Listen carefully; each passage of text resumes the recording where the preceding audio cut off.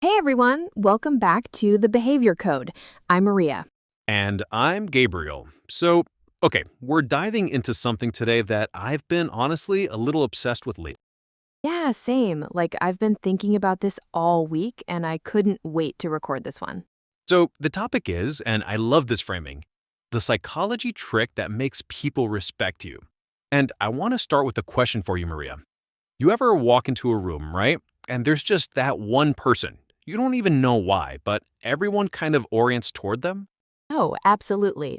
They haven't said a word yet and somehow they're already the most magnetic person there. And you're like, what is that?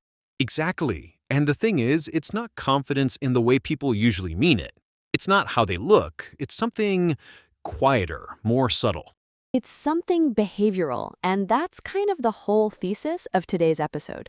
That's it. All right, let's get into it. So, first, and I think this is important to set up, let's talk about what most people actually do.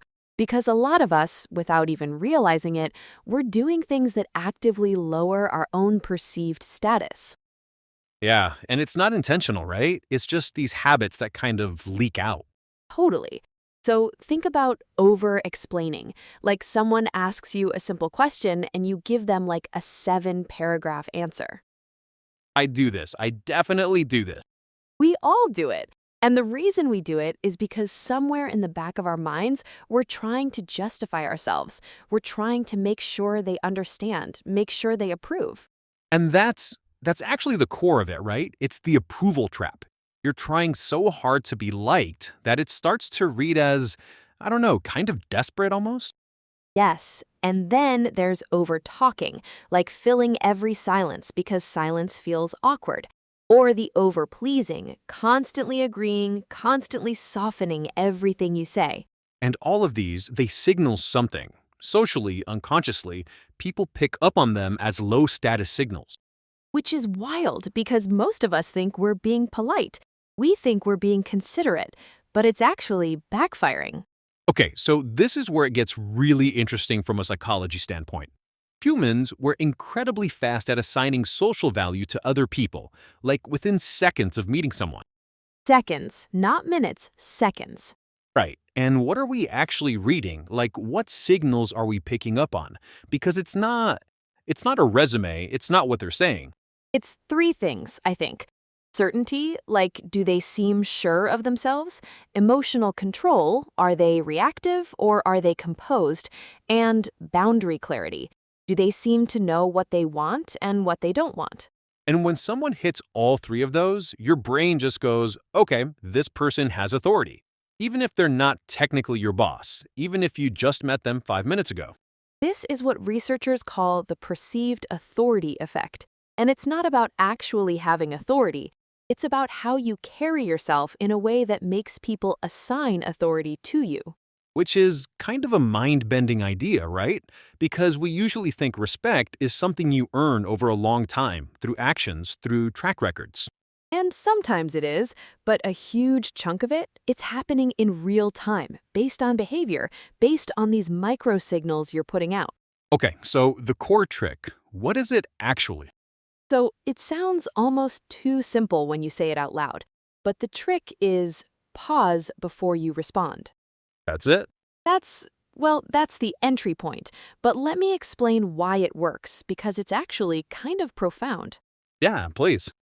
So, when most people are asked a question, especially one that makes them a little nervous, they answer immediately, like their mouth starts moving before their brain is even done processing. And what that signals is anxiety, urgency, like they feel a social pressure to fill the void immediately. And when you pause, you're essentially saying, non-verbally, I don't feel that pressure. Exactly. And here's the really interesting part, and this is backed by research on social perception. When you leave a silence, people don't think you're dumb. They actually upgrade your status in their mind. They start to fill that silence by assuming you're thinking something important. Which is wild because we're so afraid of silence. We think silence makes us look bad. Right? It's the opposite. Silence reads as depth, consideration, confidence. So it's not just pausing, though. You said there were a few components. Yeah, so the second one is emotional control, less overreaction. Like when something unexpected happens in a conversation or someone says something provocative, the high status move is to not flinch, or at least not to visibly flinch. Stay regulated, stay in your window. Exactly. And the third piece is controlled speech rhythm, not talking super fast to get through your point before someone interrupts you, taking your time, letting there be spaces between your words. It's like the verbal equivalent of not fidgeting. Yes, that's a great way to put it. Okay, let's make this practical because I feel like this could sound very abstract. So, the workplace, how does this play out in, say, a meeting? So, in a meeting, you know how some people, when they want to make a point, they kind of talk faster, they get a little louder, like they're trying to claim airspace? Yeah, and it often backfires actually. It can come across as kind of frantic.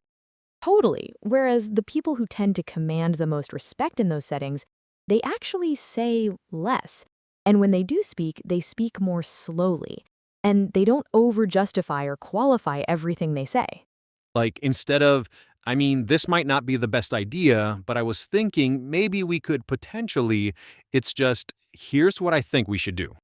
Yes, and that clarity, that's a huge signal of internal certainty, which maps right back to that perceived authority effect. What about in relationships? Like, not just romantic, just personal relationships generally. Oh, this is a big one.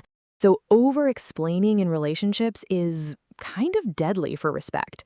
Like when you over explain your decisions to a friend or a partner, what you're actually signaling is that you need their approval to feel okay about what you decided. Yeah, I've noticed that actually. The more you justify, the more it invites challenge almost. Right, because if you seem unsure, people feel licensed to push back. But if you're just settled, calm, this is what I'm doing energy, most people just accept it. And in social settings more broadly, like parties, gatherings, how does presence play in? This is so interesting. There's a concept called conversational gravity, I call it, where some people just attract others without doing very much. And it comes down to this sense of they seem okay, they seem at ease. They're not scanning the room anxiously looking for someone to validate them. They're just there. They're just there. And that settledness, it's magnetic. People want to be around it. Let's flip it. Let's talk about the common mistakes because I think it's useful to name the specific behaviors that undermine this. Yeah, definitely. The big one, I think, is trying too hard to be liked. And I know that sounds almost counterintuitive, like, isn't that a good impulse? But it reads. People can feel when you need their approval. It's like overcorrection. You're so worried about the interaction going well that you become kind of performative. Exactly. And then there's over justifying decisions. This one's sneaky because it feels rational, like, I'm just being transparent, I'm explaining my reasoning. But there's a difference between sharing context and seeking permission. And nervous laughter. Oh, I notice this a lot. Like when someone says something and you kind of, even though it wasn't that funny. Yes, nervous laughter is such a tell. It signals discomfort, it signals you're trying to manage the social tension. And filler words. Like, which are really just verbal placeholders while you're buying time to figure out what to say. Which circles right back to the pause thing. The filler words are what happens when you're afraid of silence. But if you just let the silence be there, you don't need them. And the last one, seeking validation in real time, like asking, does that make sense after every sentence, or constantly checking people's faces to see if they're still with you. That one's really common and really damaging because it transfers your sense of confidence to the other person. You're basically saying, I don't know if what I'm saying is good until you tell me. Okay, I want to go a little deeper here because I think there's a more advanced version of this that's really worth sitting with. There's this idea, and I find it almost philosophical, that respect isn't earned by your actions, it's earned by interpretation. Say more about that. So, two people can do the exact same thing, same job, same result, same output. But one of them gets more respect. Why? Because of how they carry themselves while doing it, because of the story their behavior tells about who they are. It's like the difference between watching someone handle a stressful situation calmly versus panicking. The outcome might be the same, but the person who stayed calm, that's who people remember as capable. Right, because calmness reads as strength. It reads as, I've been here before, I can handle this. And that's a leadership signal, even in non-leadership context. Emotional control is just such a high value signal. And I think part of why it's rare is that we're actually wired to express emotion. So controlling it, regulating it, that requires deliberate practice. It's not suppression, though. That's an important distinction. Yes, it's not about being cold or robotic, it's about not being reactive. There's a huge difference between feeling something and immediately broadcasting it. You can feel nervous and still be composed. Which is actually a trainable skill. That's the good news. Okay, so let's bring it home. What's the core thing you'd want people to walk away with today? I think it's this. Respect is not something you demand, it's something people assign to you based on how you carry uncertainty, how you handle the moments where things are ambiguous, where you don't have all the answers, where there's social pressure. That's where your level is revealed. I love that because we so often think respect is about being impressive, saying the right thing, having the right credentials.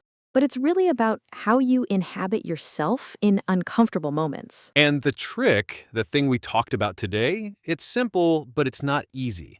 Pause, regulate, slow down, don't scramble for approval. And here's the challenge we want to leave you with. Try this for 24 hours. Just observe. When you feel the urge to over-explain, don't. When you feel the urge to fill a silence, let it breathe. And watch how people respond differently. You might be surprised. I think you will be. All right, that is it for today's episode of the Behavior Code. If this resonated with you, share it with someone who could use it, and we'll catch you in the next one. Take care, everyone.